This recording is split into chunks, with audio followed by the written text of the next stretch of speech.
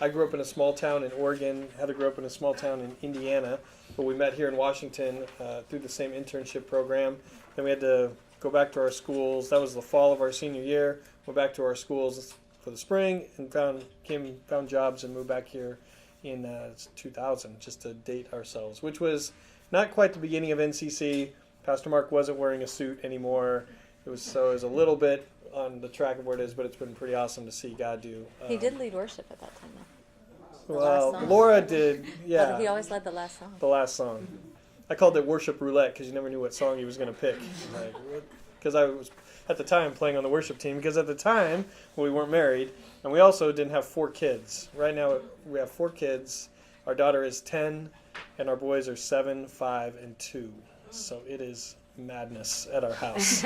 So this is our time. Actually, when we're done here, we're going to go have a kidless dinner, which is a rarity as well. But so we met. We were, just to give you kind of some timeline, we were married when we were about 25. We had our first kid by the time we were 30. Now we're still 30. Now we're in the early stages of 40. Well, Heather never ages, but That's right. but that's sort of, we rented for many years, not too far from Ebenezer's. We bought a house about 9 years ago, and now we're working on renovating the house, which is a stress point that we'll talk about later. But the main thing that we wanted, one of our main goals that we wanted for tonight was, we're just going to share our story because we're perfect, and we want you to follow us. No, we want to help you start the conversation about finances, and we want to kind of walk through how we see giving and spending and saving, and what does that look like for us, but use us as the guinea pig to start a conversation between the two of you, because chances are I might say something that resonates with one of you, but not with the other person, or Heather will say something, just say, hey, when they talked about spending, what did you think? Or when they talked about giving or saving, what did you think? And so I think this is our effort. Our goal is just to help you start and continue a conversation that's going to be going on throughout your relationship. Oh, and we also have a hot 2009 Honda Odyssey van, so I can tell you all about that if you'd like to know more about that. So I don't know. That's kind of the basic background. There'll probably be pieces of it that come up throughout, but. Sure. Okay, so we like to start a little bit talking about kind of encouraging you to think through your philosophy on money and lifestyle together. You probably have one, even if you haven't thought about it a lot. And you should talk about that because it really informs the decisions you make, which, whether you like it or not, money is related to just about every area of your life. And when you're making the decisions in marriage, you have to come to compromise on it. Unlike when you're on your own, you can just make your own decisions. There are upsides to that. Obviously, there's great benefits to being married and having 2 incomes, and then there's challenges that come with that. But for us, something that we made in terms of philosophy about money, we decided early on that an important balance for us is that if we had to choose time or money, that we were going to err on the side of time over lots of money. So when you're young and just starting, you don't necessarily have that much autonomy over that question. But as you get older and have more seniority and more experience and more money and more opportunities, you do. And those are really key questions. So for example, a way that has worked out in our relationship is there might have been opportunities, especially in the line of work Nathan is in, where we didn't even explore, we never even asked how much money there was because we knew we weren't going to be comfortable with the time, the lifestyle commitment. So money wasn't really an issue. It was, do we want that lifestyle commitment? No, so let's not even go there. So that's an important conversation to have. What are your values about how you spend your resources and spend your time? And there are seasons, and if you take a drink every time we say seasons, you'll probably be drunk or well hydrated. But there are times where you're at a law firm and you're the lowest, and you're just working crazy hours, or you're working on the hill and it's just crazy. There are times where where time is not, you don't have that ability, like Heather said, to choose whether you want to spend more time at work or not. But again, as you just thinking about the impact that what you choose to do and work on money in your family, I think is an important thing. And if you choose to have a family, well, you will be a family, but if you choose to add children to that family, then those decisions will become more central. And so just trying to get a sense of having a philosophy that's going to drive those is important. So in our story, we were both working before we had kids, partly because we had to. But then as we've had children, I still work, but I've worked, in theory, a little bit less each kid we have. And so we've chosen that we were okay with having less resources in order to have, for me especially, but both of us, to be very present in life with our kids. So in another way that works out in our season of life too, is Nathan, we own our own business. Nathan owns his own business, and I work for a faith-based nonprofit. We're both home, not every night, but most nights, our goal is most nights we're both home by like 5:30. And we have dinner together with the kids, and we have dinner, and then we put them to bed around 8:30. 9, 10, sometimes. 11. And then we both often end up having to do some work at night. But that's fine, but that's a lifestyle commitment that we made in order to be really present in our kids' lives when they're young. But those are also career choices that you make and money choices that you make. So talk about that kind of thing. Now, you're not having to make those decisions yet, but if the person that you're thinking about marrying has a dramatically different viewpoint on what's important, that's an important thing to consider.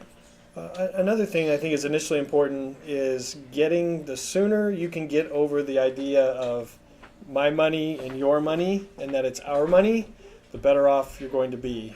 Because chances are each of you are not going to make the exact same amount of money. That's going to be a rarity. So we've seen in some good friends in their marriage and in their relationship how the guy made more money than the wife, and he kind of held that over her head that he had more influence on decisions and he could spend this and she couldn't spend this because he made more. And it was like, no, this is not. And you could just see it grating on two very awesome people. But again, the sooner you can get it to we and not my money hurt your money, then I think the better off you're going to be. Welcome. Can I just interrupt for 1 second? Yep. There is a page in the blue notebook. You guys can be taking notes on this if you would. I think it's just a lot of blank space. Five Yeah. crazy ideas. You could say that we're nuts if you. What did you say? Oh, so yeah, the sooner.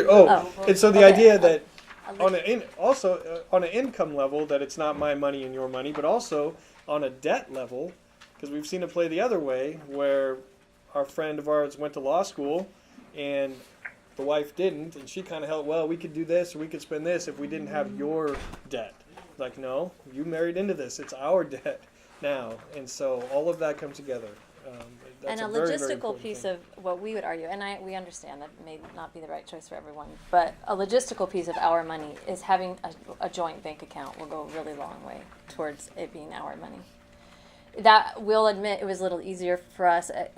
None of you were all still pretty young too. But when we were 25, we didn't have very much money, so it didn't really matter. I mean, it took us a few months to get it together. But joining a bank account wasn't a huge deal. We didn't have much money, and it looked like more when it was together. If you have if you're older, you have a more complicated financial situation, I can totally see how that could be more difficult to do.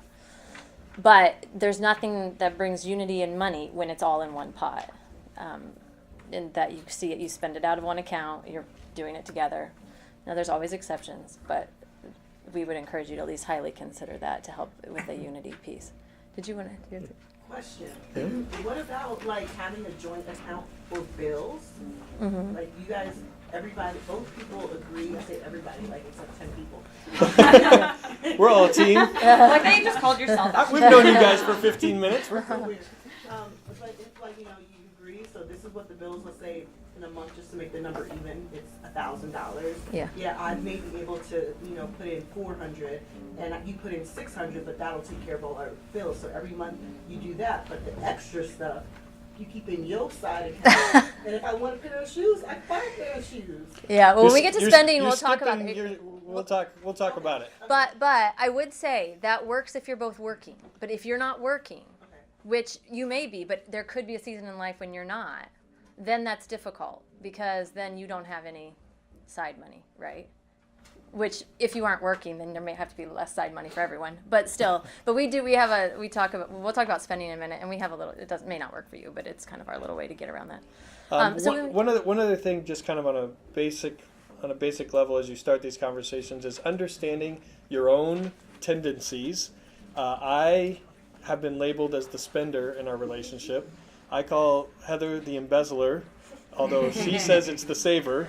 But whenever she takes money from our checking account to a savings account, I call it embezzling. But just understanding those tendencies that you have coming in, because I think it's gonna come up. It's gonna become apparent at some point. But realize that, and also thinking about how you were raised, how your parents treated money, and what you learned, what you liked or didn't like, or what you picked up from them, because you're bringing that into your relationship as well. If you think you are or not, you are bringing certain tendencies to it, and you won't realize them until you head into someone that has a different tendency. Yeah, I was gonna say something. Okay. Anyway, we talk about it'll come back to me.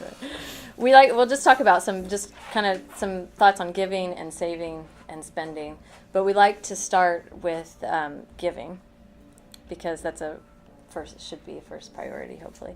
And I will say that, for me at least, it was easier when I was married, because if you've made a shared commitment to be generous, there's someone to keep you accountable, right? Because it's just your money. I'm like, well, I did that, but I might, I spent the money here instead.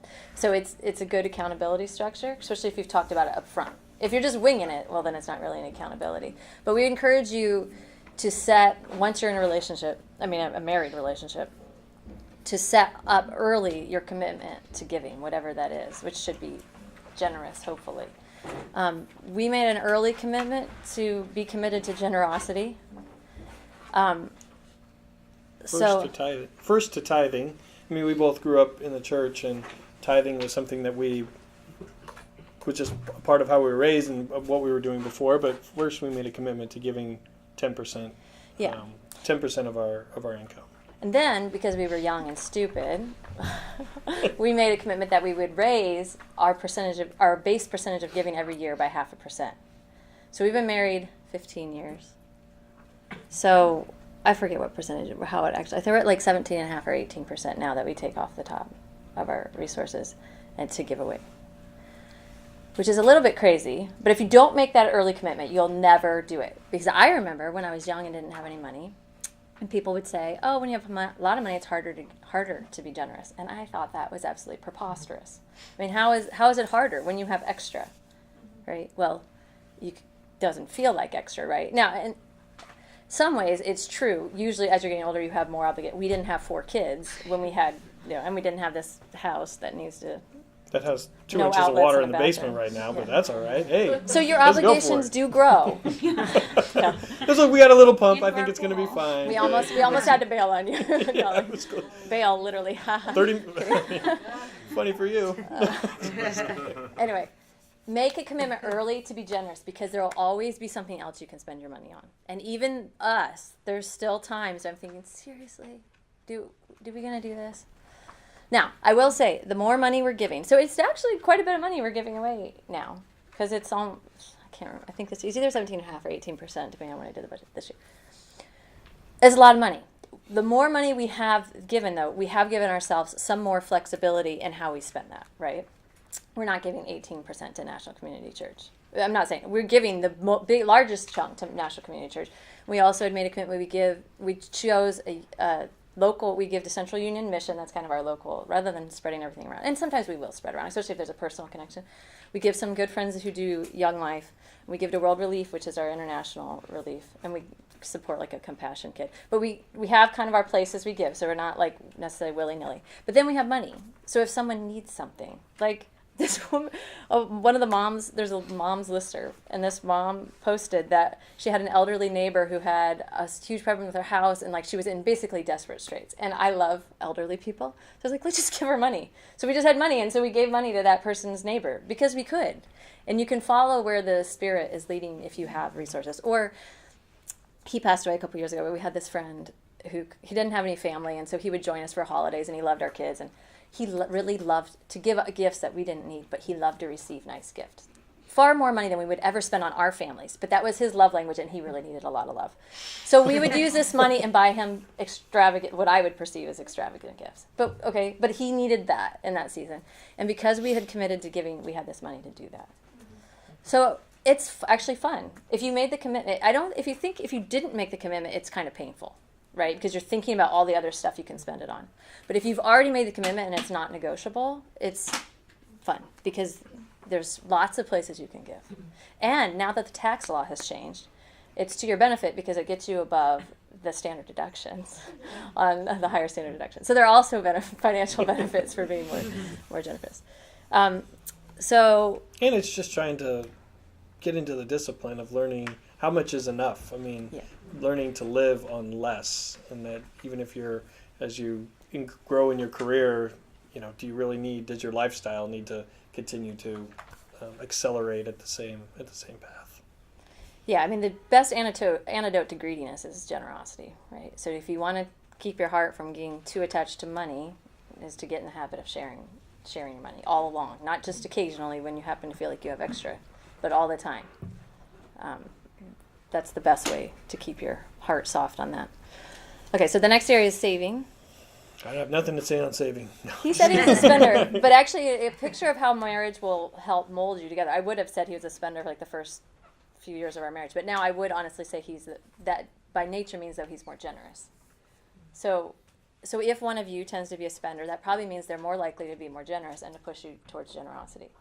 And because I'm more of the saver, that means I'm a saver. So it can lead to fighting, but actually we don't really fight about that much anymore. We have other things we fight about. But we've kind of worked that out. I can list those later for you if you're right. I trust he's not spending crazy amounts of money, and I've come to learn to be generous. And so you want someone who knows how to save, and it's good for you to have someone who knows how to give. So it's a good balance if you can find. Now, if you're exactly the same, you're going to have to work harder. If you're very similar, you're going to have to work harder to complement on the other side of it, to not be overly stingy or overly careless with your money. What's our saving strategy? Do we have one? We don't have a great saving strategy. It's a little unique because we do own a business. So our income is very variable. So it's a little hard for us to say. So some years we're saving a ton of money, and then other years it's not up so much. If you're in a more standard, like if you're on a salary job, then having a percentage saved is always a good idea. It's a little harder for us to do. One thing that we've come around to, I guess, particularly on savings, is that if you want to buy a house or even a tiny condo in the city, the down payment necessary is usually just crazy. And just putting away $100 a month is usually not going to get you there. But we've tried to get into the discipline of whether it's a bonus at work or a tax return or something. Normally, I think the tendency when you get those chunks of money, you're like, woo, we're going on a trip. And for us, we've tried to have some discipline and say, woo, let's go out to dinner and we'll save the rest. And put it towards something a little bit longer term that we are a financial goal that we have. And that can help knock out some of those larger pieces, those larger chunks of trying to save for things rather than just doing it month by month, $50 at a time. And an important part of savings is once you get in a relationship too, it's a good time to make sure you set up an emergency savings account. You should have that anyway, but I think when you start a new relationship, that it's a good time to start some of these things. And depending on your life stage, you might want to look at certain insurance you probably never thought about. When you weren't married, you probably didn't worry a lot about life insurance or those type of things. Maybe you do.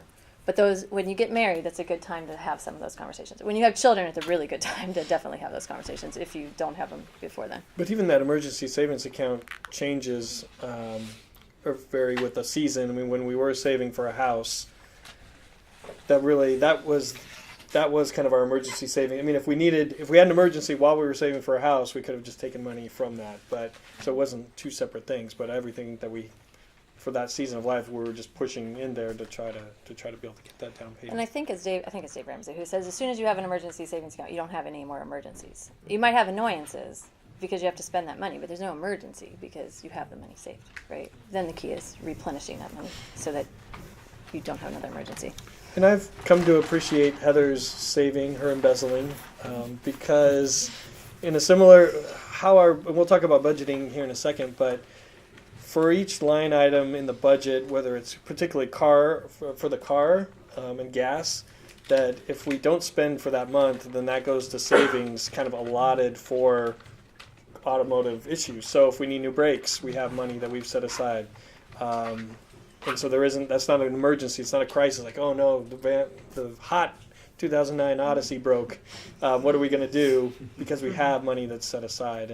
And through Heather's embezzling, we paid cash for that 2009 Odyssey. We don't have a car payment, and we couldn't have done that if we weren't kind of dedicated to not carrying that debt. Can I mention how embarrassing it is, though, to take your this Odyssey to the car place to get it, the doors won't close, and the man tells you, oh, well, it's because there's too many crumbs from the snacks. So how many $100 did I say?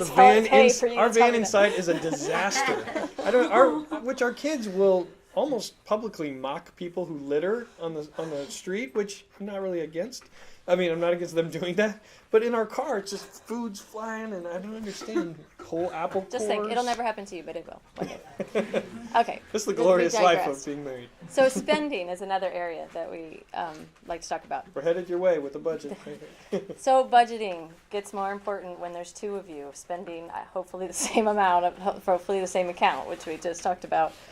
Budgeting is important anyway, but it's even more important when two people are spending on that money, because you can't kind of keep an unofficial total in your head if there's more than one of you spending the money, right?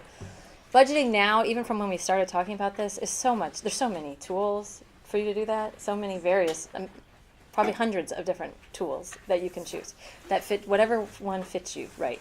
Because of our strange situation, I still use an Excel spreadsheet that I've created myself, because the online systems don't account well for our business income that flows through, and then it thinks we spent all this money that we didn't. But there's something out there for you. And we've also learned on the budgeting is having to be flexible in different seasons of life, right?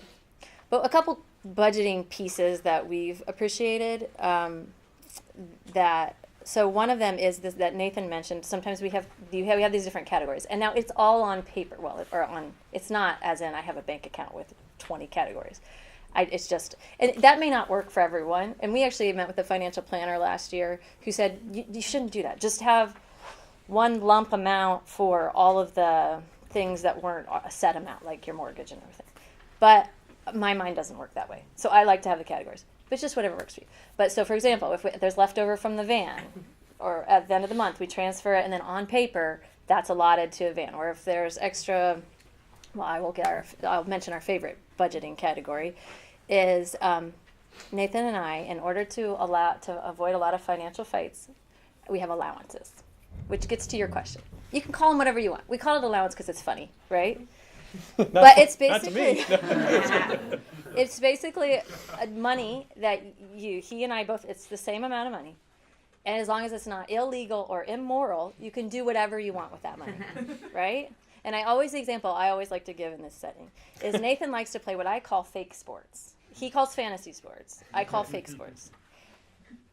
I think it's a waste of money to spend money on these fake sports, but he likes it, all right? So what do? We have an allowance. So he can spend his allowance on those fake sports, and I don't get upset and think, oh, well, we could have gone out to dinner with that money, but you paid it. But so it sounds... The buy-in was $12. Not always. But whatever his thing is, like he wants to, I don't know. The truth is, because we have all these children and it consumes our lives, we don't actually get that many opportunities to spend that money. We don't have time to spend money on ourselves. It was more important before we had the kids and had time to do stuff we wanted to do that cost money. But it really is a huge deal, so helpful to avoid conflict in your marriage, because there's something you're going to disagree about that one of you thinks is a good idea and the other of you thinks it's a stupid idea, but it really doesn't matter. Now, there's a lot of decisions you're going to have to agree on, like buying a house or whatever, but these things that really don't matter, it's a great way to avoid. Now, again, you have to have flexibility in seasons. For example, we used to not have lunches in that, okay? But what would happen is, this is embarrassing. But before we had children, I would make his lunch for work and my lunch. Embarrassing, it was loving. It was embarrassing. But then we had children and that got cut out. I think it was because I didn't want him to spend money on lunches, and so I would make them, and I'd make mine and I'd make his. But then when we had kids, that stopped. And then I was starting to work part-time, so I was home some days. And I was always taking my lunch dutifully when I went. And when I was home, I was like having crackers and cheese or peanut butter and jelly. And he was going out for lunch.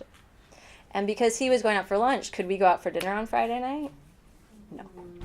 Because we couldn't afford to go out to dinner because he was buying lunch while I was like changing diapers and okay. It seems silly, but once you're married, those are the things that can erode your relationship, the over and over where we're frustrated without a resolution. So what did we do? In that season, we moved lunches into allowance. And maybe we adjusted the amount, I don't remember. But we moved it into the allowance. So if he wanted to go out, that was fine, but it just came out of his allowance, so there was less money to do something else. So that's a little example of how it can actually help you save your relationship. I think spending is another opportunity to think about what is important to you all in your family. Meaning, do you want a nice house, a nice car, nice furniture, nice clothes? Do you like nice vacations? Do you want to go on cool trips? I don't cast any judgment on anyone for any of those things, but you're probably not going to be able to do all of them. But decide what is most important to you all. I mean, what do you want to spend the money that you have? What do you want to spend it on? And that can also weave into those priorities can also have an impact on how you deal with your families. We haven't talked about this very much, but when there's a family reunion or bigger family vacations, what does that mean? Sometimes my family for a period of time liked to plan vacations that maybe we all couldn't quite afford. And they weren't paying for it. That's the careful. They weren't paid for everyone. So it's like, okay, because this is the most important family. I love my parents to death and everything, but this is the most important family. So it's up to me to say, okay, Dad, we can go for 2 nights. We'll be there. But just thinking about the priorities, not only maintaining this family unit, and what are the priorities, and kind of getting married is an early crazy opportunity because whether it's the location, the food, the pictures, the clothes, you probably can't have the nicest of all of those things. But what is the most important things of that great event that are important to you? So you talked about the whole you eating lunch at home and you eating out all the time. So it totally makes sense why that would get annoying. For me, one time that would get annoying. Not being able to go out for dinner, especially when you're home as a kid. Yeah. I want an adult moment. Yeah. I don't want diapers in my face. Side note. So, Amen. So when things like that happen, after you've already established, this is what's important to us, these are the parameters. I'm very type A too. My first inclination would say, okay, you spent all of this money on lunch, and that was probably not a good idea. So for the next 2 months, your allowance is gone. Oh, well, that might not be good for your relationship. Because it's just it's not fair to me that maybe I want to use some of that money, and if you can't go out, I'm going out with the girls because we can't afford you. It's only a one person. Well, that is actually another example of something that comes out of allowance. Like when I go out with girlfriends, it comes out of allowance. So that's kind of like a way about. But it really gets back to a note that's on here. With all of these categories, trust is the most important piece of all of it. I mean, actually, of all of marriage, because there's lots of areas you're going to talk about that if there's no trust, there's a serious problem. But it comes out very much in money too. So to that question, if you both agreed to whatever this structure is, or you call it allowance, whatever you want to call it, whatever your budget structure you have to trust each other that you're going to abide by that, right? And now, I'm not saying it's perfect. We aren't perfect, right?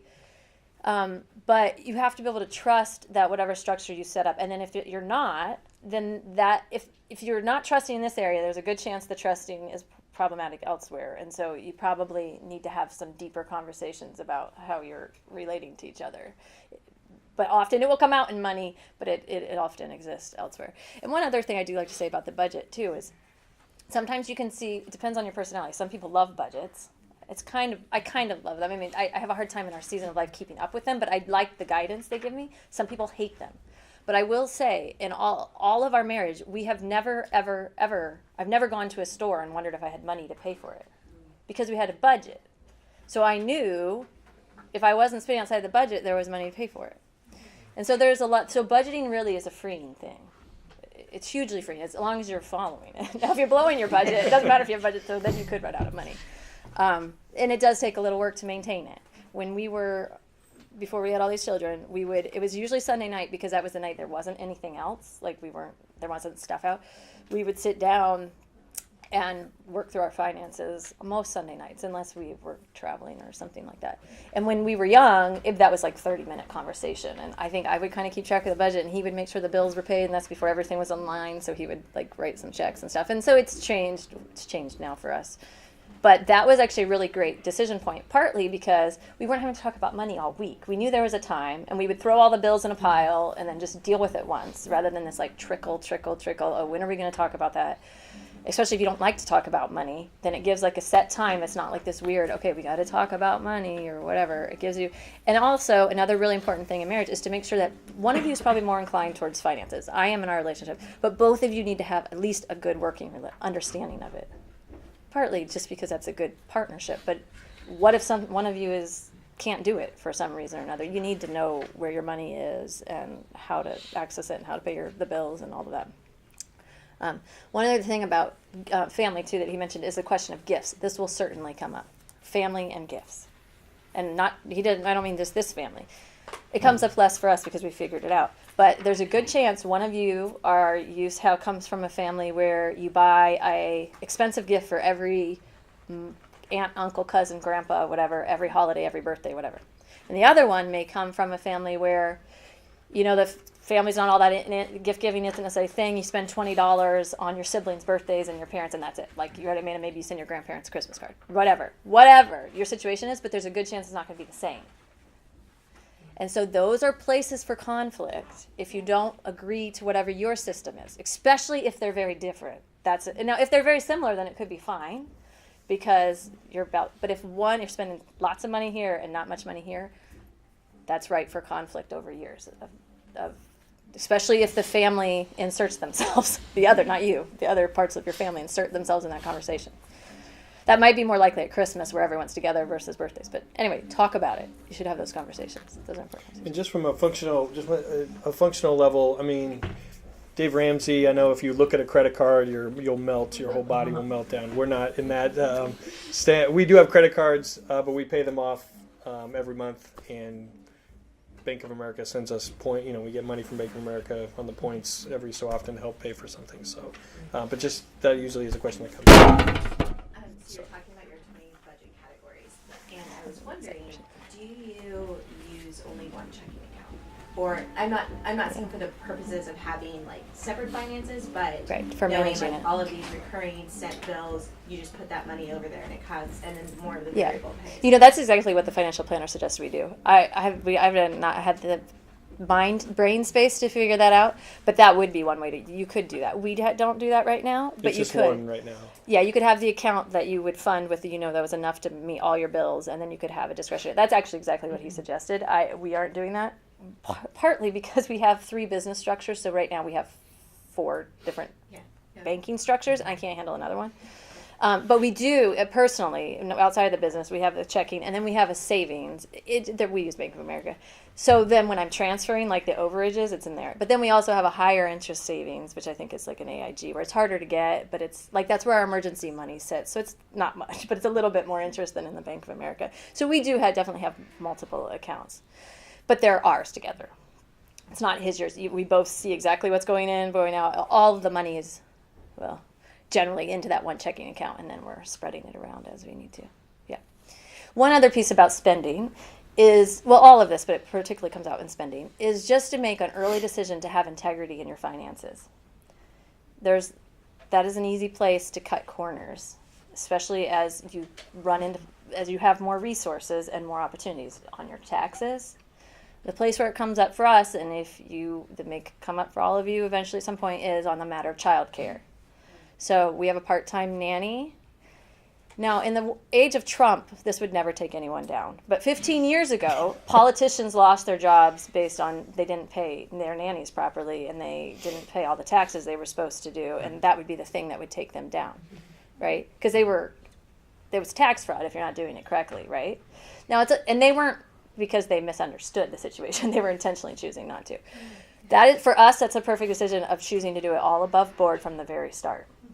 There's a lot of people who don't, that we know. I don't just mean politicians who don't do it above board. But we've just chosen to do all above board. In our businesses, there's lots of chances to cut corners. Just do it all above board, even to the extent of, our accountant says, well, how aggressive do you want to be? Well, on the business side. Well, I mean, aggressive can mean a lot of things. So you just have to make your decisions up front and keep each other accountable on those. Because sometimes you think, well, it sure would be easier to do it that way. Or nannies people, she's working on her paperwork, or they're going to learn Spanish, or I don't know. It's like. Well, we're not actually even talking about. I'm not even talking about undocumented. No, but I'm saying there's ways to cut. But I just mean in general. Try to justify.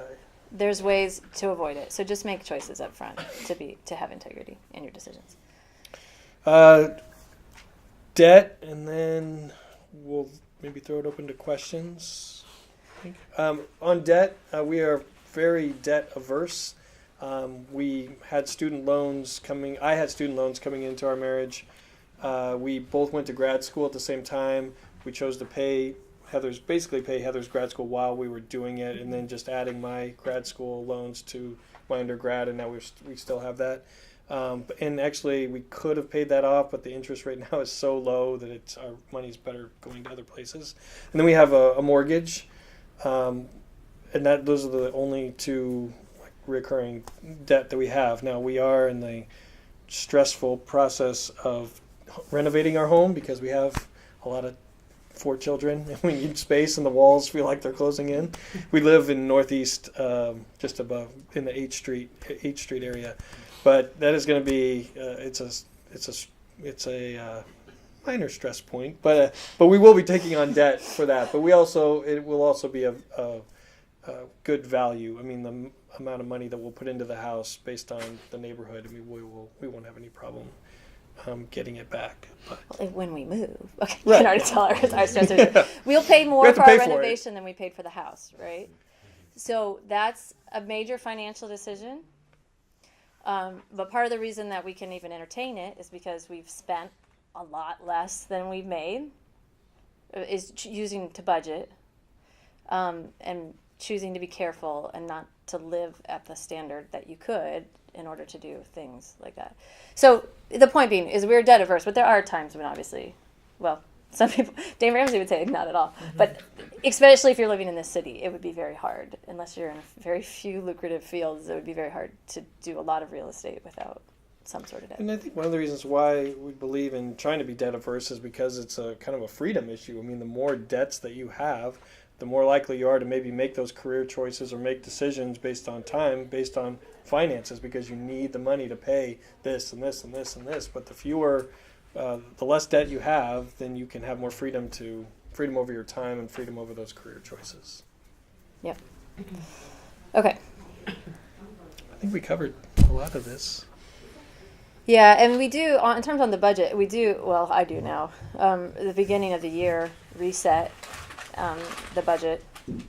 It's at the beginning of the year is a good time to, or it could be, I don't know if you're on a cycle, if you get whenever you're getting if you get a raise or something like that, that's a good time to totally revamp your budget.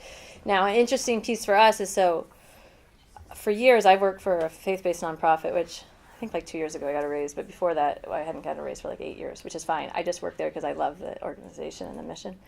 And we have our own businesses now, but for quite a few years, this would be an example of philosophy. Nathan worked for very little money for probably 15 years because he knew there would be opportunity at the end of it, which has definitely been the case. So we made choices to live on not a lot in order to have opportunity later. So we'd encourage you to consider that.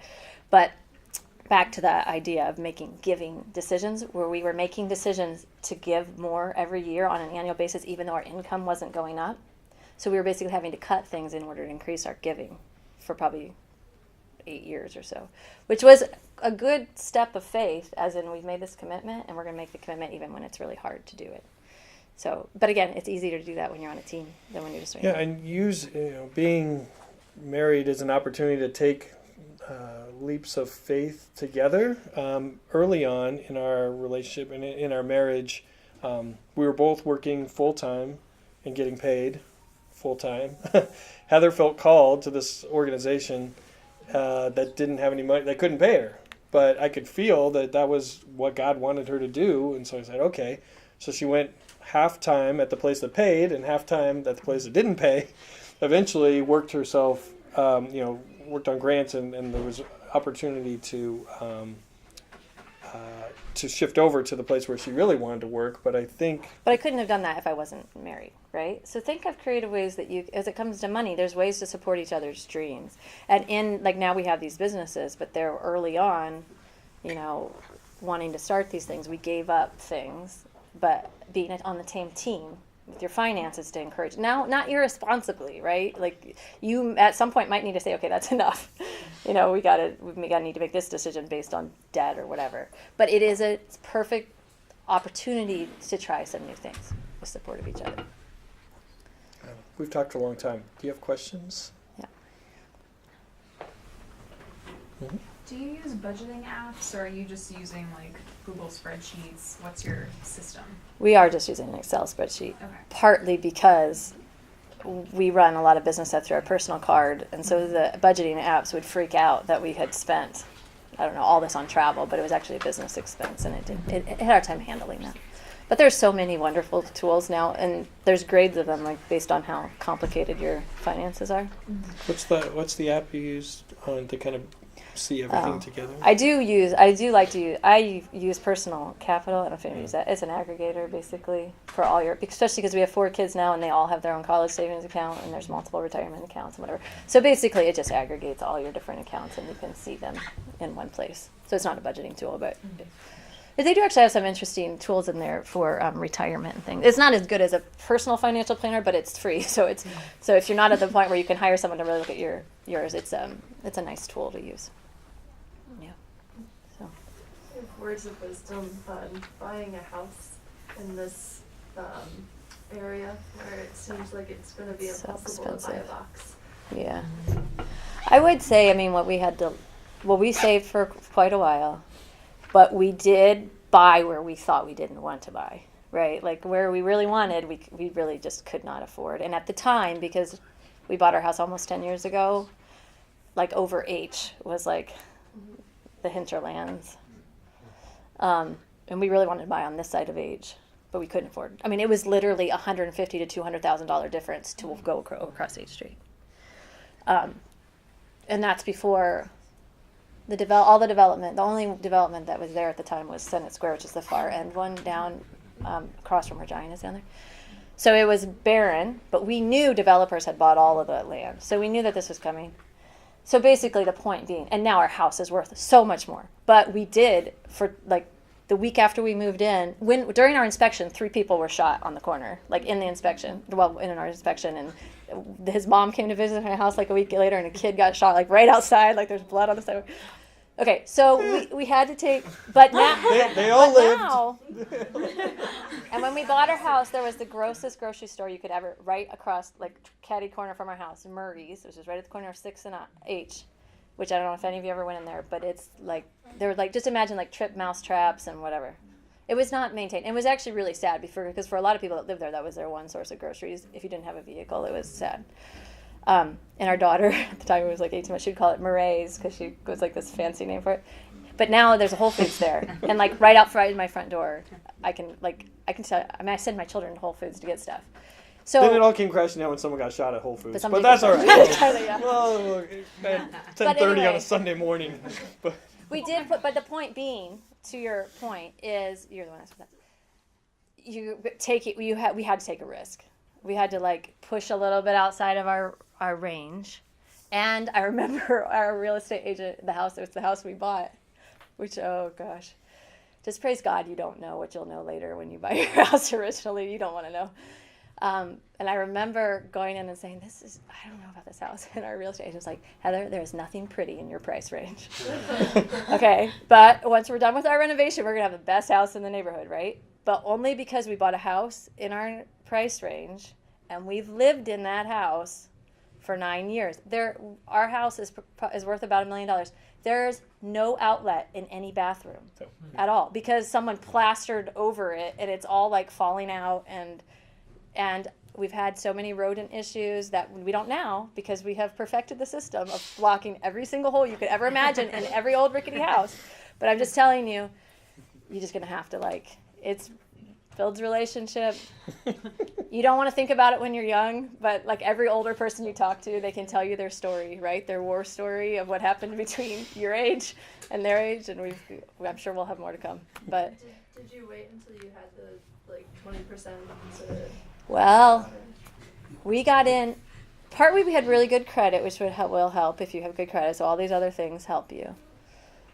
We were blessed because we didn't have enough money until 2008. And you know what happened in 2008? Oh, yeah.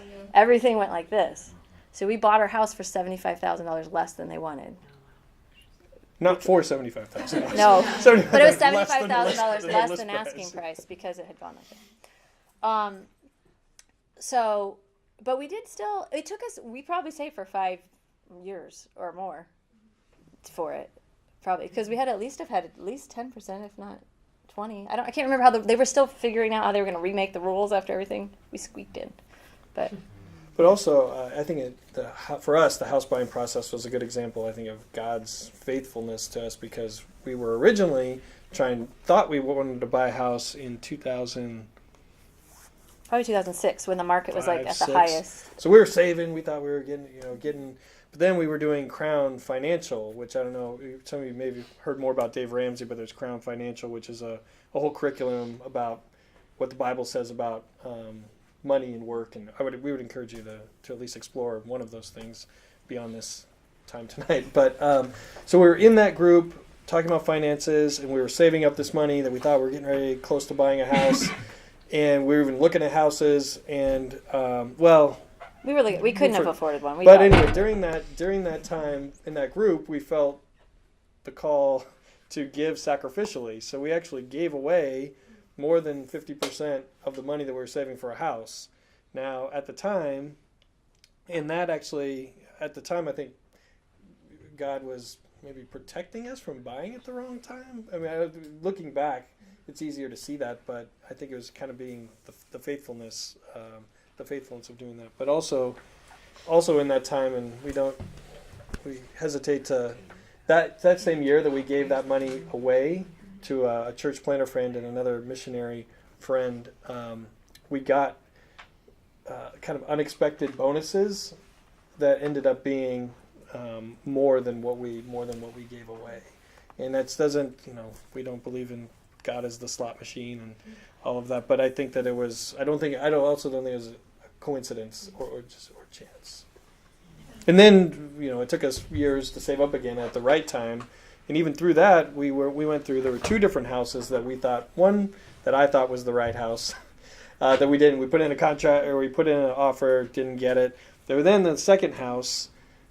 We both thought, and we wrote the letter to the owner, and we could envision our kids playing in the back square of concrete. It's going to be so amazing. And we didn't get that house. And then this other house came up. And looking back, we walked past the houses that we didn't get, that we thought, yes, this is the one. And we no, we're exactly where we're supposed to be. So we're grateful for those offers being rejected. That was a very long answer. We're not trying to filibuster this, even though we're in Washington. So on the budget side, because I agree when you mentioned it's kind of freeing knowing exactly what category. So how do you manage it where you're trying to make sure that you're staying within your budget, but you're not being super micromanaging, reconciling it every day, and figuring out what you have left under various categories? What we used. I don't worry about it. No, just kidding. He doesn't. I will say. Our season of life, we have children, which it's busy. It's really busy, and we have more money, right? So we're less militant about it. But when we had fewer resources every week, when we were sitting every Sunday night, we would sit down, and because we were keeping up on it, it really wouldn't take that much time. It was 15 or 20 minutes, and so every week we'd kind of have a check-in in how we were doing.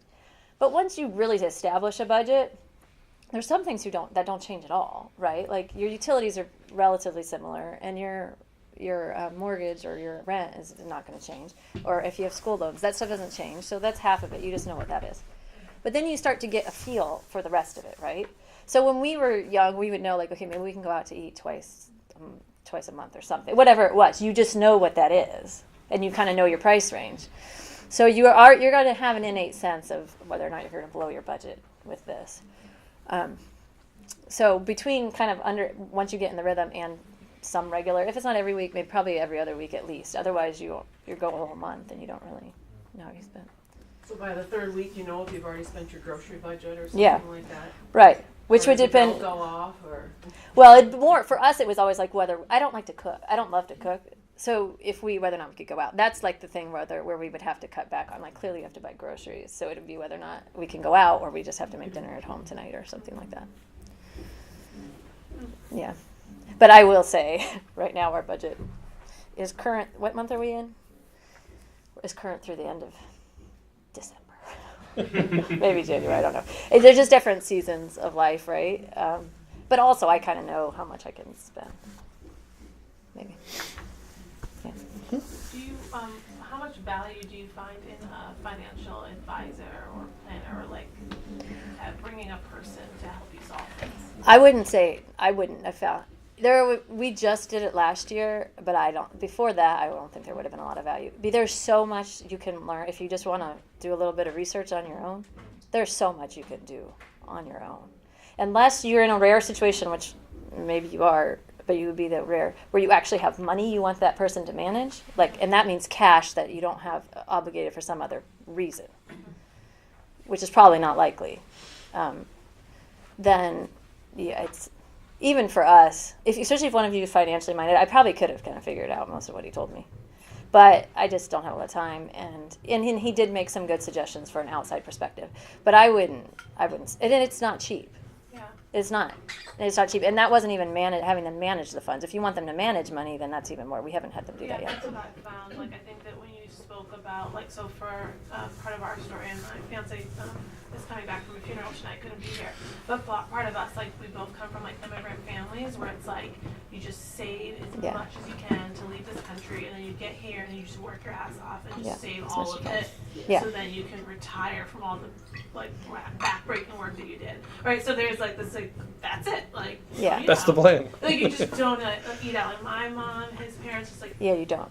It's you gotta do something big, somebody had to graduated from something grand, not just college. You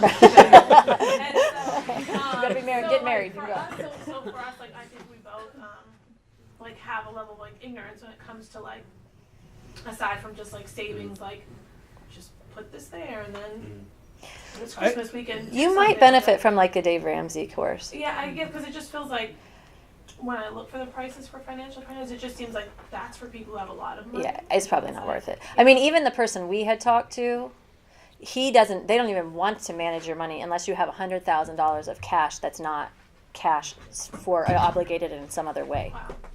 So that's kind of a threshold where it might become worth it, where the benefit of their knowledge. Yeah. But so most of you probably aren't in that realm. I mean, we didn't meet that realm either because that's not including real estate, and it's not going to include retirement unless you want them to manage your retirement. But I didn't want them to manage the retirement, so because especially, there's life cycle funds and things now in retirement that are relatively easy, and the fee you're not going to pay the extra fee for them to manage. So you probably don't. Yeah, Dave Ramsey is Financial Peace University or Crown. Crown is the other curriculum that you might. Crown is Well, not as try practical, going- though. Yeah, but it'll at least if you go through that together, you'll start to thinking maybe a little bit more specifically than what you're thinking now. Yeah, sure. Okay, so kind of circling back to my previous thing about docking money. So this is my concern. And I just want to know if this approach sounds good. My issue is that Berkeley is a big sneakerhead. He has a lot. He has more clothes than I do. I have one belt. He makes fun of me. I have one brown belt that I wear with everything when I wear casual clothes because I don't wear casual clothes often. So I'm in leggings or my favorite pair of jeans and my one belt. Right. Anyway, he's a hardcore sneakerhead. He has sneakers that are legit worth $1,000 that he's never put on his feet and on the ground. So I'm not even joking. I'm not even anyway. And they're color coded in the closet. So anyway, point is, is he'll see a pair of sneakers on the sneaker app. He's like, "Ooh, gotta have them." So when that pair of sneakers is like $200, $300, I'm thinking like, okay, I know he likes shoes. I don't want to take that from him. But maybe it's like drop the bomb. All you guys are shocked. I don't think you know people like I didn't know this. there were sneaker apps. There's other places to spend money too. It's a whole industry. But anyway, so what I'm thinking is maybe saying like once a quarter you get like one pair of sneakers. Is that like? Well, if that works, I mean, that's a budget. Basically, what you're doing is creating a budget for yeah, it. but it's almost like I don't want to get into the point where I feel like I'm mothering him. Yeah. Like saying, Well, what did you get your one? Is that your one pair of sneakers? Yeah. Like, Well, you know what I mean? one thing about the allowance that we should have Oh, mentioned is yeah. that it, Yeah. it rolls over from month to month. I mean, so if he wants Yeah. a pair of sneakers, and depending on how much you allot for the allowance, then he. I mean, I'm not gonna speak. I don't even know him, but You can like, save it. yeah, you could save up and say, all right, if I 2 months with 2 months of allowance or 3 months of allowance, I can. So we get were, for there. example, when my parents, doesn't even happen now because now we have 2 or any children, for my parents don't want to watch them. But when we had like one, they would come at like Thanksgiving and they'd be excited to watch them. And we would, once a year, we would go shopping and we would get into this, like, I'd be like, I have this much money saved and you have that much. And of course I always had more because I was a saver and he was a spender. But I was But- living in the moment. I would just say if you're going to have any financial viability, you're both going to have to come up with some compromise situation, right? Like any sort of budget is requiring some sort of sacrifice on both. Like it sounds like he's going to buy more than you want anyway, so you're going to have to meet in the middle somewhere. Yeah, that was like when we did the assessment thing. Like financial concerns popped up because it was like me thinking he is going to like. I feel like he's going to be like the stereotypical partner with like stuff in the trunk and like throwing it out in the middle of the night. And it's not out of a bad place, but. But that's why if it's not, if he really has the right spirit, that's why a budget can be helpful because he can see how if he overspends here, then you have to take it from somewhere else. Like So, it's I not mean- just an endless pot of money. And especially like when like the way sneakers do pop up, like they get dropped. Like you'll know maybe a couple weeks before there's hot shoes coming out. There's all this hype. YouTubers are on it, so it's like I gotta have this shoe. So that's also why I was thinking about like docking. Like say, okay, you bought your shoe, but you're out of the budget, so now you gotta make it up. You unfortunately don't have a budget for the next 3 months. Right.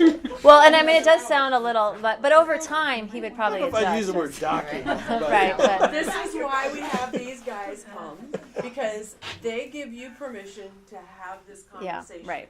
using their story. And it doesn't have to be you and Berkeley against each other. Remember, the problem is out here. Right. The shoes are out. And you guys are yeah, it's a very good discussion that you're gonna need to have. Be on the same page. Yeah. I wonder how. Sorry. No, you are totally, as long as you guys are good, Yeah, I'm good. yeah. I mean, Our sitter's good for all night. it's only $40 an hour. No, I'm just kidding. Hope it's a good question.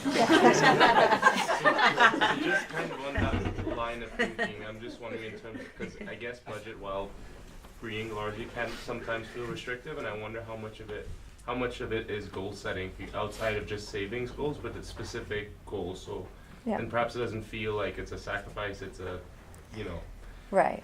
It should be a And supplement to What your types goal. of goal settings would you put in place? Whether it's very large, like buying a house, or maybe even smaller, like more kind of travel or a trip or something. And how does that work? Yeah, I mean, it's just again, our situation was a little out of the ordinary. But if we were operating on salaries, and I think we did do this for a while. We would have like every month we would have amount we were saving towards like a vacation, which was like a mid-level savings. And then you have your retirement. And I would say, especially if budgeting isn't attractive to one of you, pairing it with goals, you'll never meet if you don't have a budget, you'll never meet a financial goal. It's impossible because you'll just spend it. You'll never get to whatever goal you want to get to. And saving money is hard, even for me. I'm a saver, but I still like to buy things, or for me, I like to not cook or whatever it is. Everyone has their thing, whatever it is. Or if you like to cook, maybe you buy too much stuff to cook with, right? So really pairing those goals will get you through the pain. Now, I will say, for us, each season has a natural goal, right? Like right now, maybe you're saving for a wedding. and that's your goal, right? And then when we were early married, we were paying off grad school, and that was our goal. And then it was the house, and that was our goal. And it was the hot Honda And then it was the Odyssey. van, right? And then it was so. But I will say, actually, to your question about the financial planner, and one thing I did want to say, they do help with other things, but I still think you can find it. For example, when he left us the 15 things we had to do. Like, you need to get more life insurance for Nathan, and you need to up your disability insurance, and you need to put this much in your. So that was all helpful. You can find that information yourself. But those are important financial planning tools that things that you should think through. That may seem overwhelming and yucky for all of you, but especially once you have children, get the will and the estate and all of that. So did you redo your budget every time you had a kid? Or It's like, what funny, did people ask that, but I don't know. Well, the childcare So the is fourth really child, expensive. you're just like, sorry, we're still on the child's what budget. Okay, well, we will say about having kids in the city. Kids at all, but kids in the city. Kids are as expensive as you want to make them, right? The only thing that really isn't really when they're a baby, they aren't that expensive for food because, unless you have to pay for formula, which I never did. But if you're nursing them, they're free. Diapers, they're not certainly not free in many other ways, but in terms of food, diapers and whatever. But other than childcare, which is super expensive, In space. and space, which is a consideration here. In some other places, it's really not. You might think you need more space, but you don't. But you'll be surprised. Right now we have 3 bedroom. We have 3 kids sleep in one bedroom, Our and 3 the youngest kids sleeps share in a another. bedroom. So And when we get a new house, 2 of them will still share a bedroom. So, it's funny. Childcare is the place where you would make it dramatic. But the other stuff, there's so much crap you don't need for your kids. And if you have any sort of grandparent that is relatively engaged, you need to buy nothing because they will buy everything, especially for your first child. And in this city, I will say, if you stay in the city and have children, no one has any space. So there's so much trading of stuff because you can't store it. And if you think you're going to have a kid, well, they use it while you clothes. whatever. We get a lot of hand-me-down. They Yeah. do wear clothes. Our kids wear clothes. But we've got some friends that go to Kingstown. They have a boy and 2 girls, and they've given it. They just consistently given us their clothes, and so now that we're with our 3rd son, some things are a little tattered. It's like, maybe we'll buy you some new pants, buddy, since they're all holes everywhere. But we do. We like to put our plug in for just when you get to that stage. If you decide to have children, don't assume you have to leave the city because of money and space. We're 10 years in. We might be crazy, but we can make it work. So. Any other? Yeah. Sorry. So if you're saving for like a house, you've probably got like a sizable chunk of money in your savings account. And I've heard that it's not always a good idea to have like a huge amount of cash without like investing it. But if it's something, I'm getting like mixed messages. Like if you're saving for a down payment for a house, like is that still unwise to have that big chunk of cash without investing it? Like what do you? Well, like he said, it doubled as our emergency savings account for quite a few years. And then, you didn't keep it, you don't want it, if you have trouble spending, you don't want it accessible. We always kept it in like an online bank account where it takes like 3 days or so to get it back to you. So you have to really think about it if you really want it. You could do, and at times I've thought about laddering some of that money with CDs on relatively short term to get a little bit more interest, but you need to have liquid money. And unless you have enough money to have a good enough sufficient emergency savings plus a house, which probably isn't likely, then you're going to need to make sure you keep some of that liquid. So, what that means for you, I don't know, but you definitely don't want to put it all where you can't get it when your van dies and you need $2,000 to pay for it or whatever. I don't think anyone else in here has a van. Whatever. One day you will. Just us. And the doors open themselves and it's magic. And you'll love it. But don't close. Don't close. Yeah, that's true. It's always when it's 14 degrees too. Like, those crumbs out. We literally have driven down the street with the doors open because they're closed. Oh, it's a bigger problem than that. Actually, now some of the vans have vacuums They in do. them. Our Odyssey's too old. Ours is Maybe one 2009. day. It's not a. We got to get the 2018. Anyway. We know too much. Okay, anything else? If there are, Colleen and Pastor Paul have our information. If you have questions that you either come up with later or didn't want to ask in front of everyone, just ask for our contact information and Heather will answer because she's better at this. No, but we've actually met some great friends through doing this a few times, and so we just want to try to be helpful and be an open book to you all. So. Don't you love their story?